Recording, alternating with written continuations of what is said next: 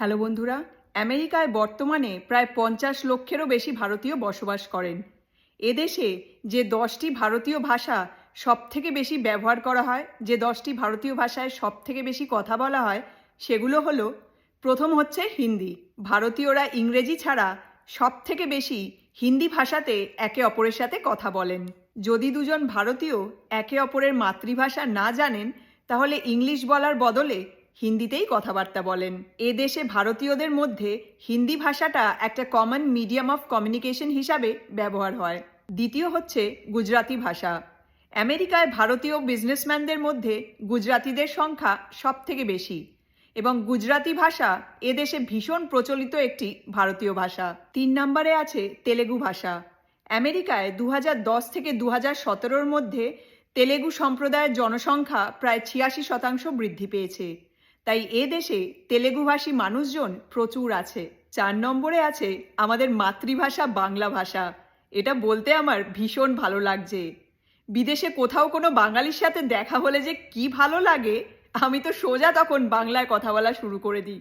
এই বাংলা ভাষা নিয়ে একটা ঘটনা তোমাদের সাথে শেয়ার করি। 2011 সালের কথা। আমরা তখন অ্যাটলান্টায় থাকি।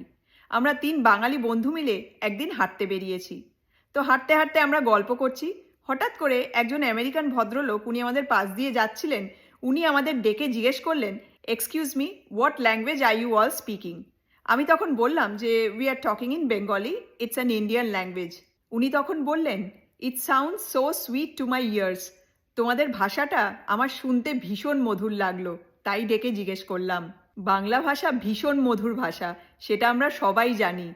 আর একজন বিদেশি রাস্তায় হাঁটতে হাঁটতে আমাদের বাংলা ভাষা শুনে সেটা তার কানে ভীষণ মধুর লেগেছে, সেটা আমাদের ডেকে বলল, এটা শুনে আমরা ভীষণ খুশি হয়েছিলাম। তো যাই হোক, 5-এ হলো পাঞ্জাবি ভাষা, 6-এ হলো তামিল, 7-এ হলো মালায়ালাম, 8-এ হলো মারাঠি, 9-এ কানাডা, আর 10-এ হলো উর্দু।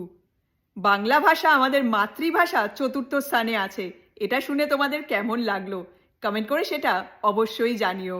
তো যাই হোক, তোমরা সবাই খুব ভালো থেকো, সুস্থ থেকো, সাবধানে থেকো। তোমাদের সাথে পরের মোমেন্টসে আবার কথা হবে। Take care, bye by.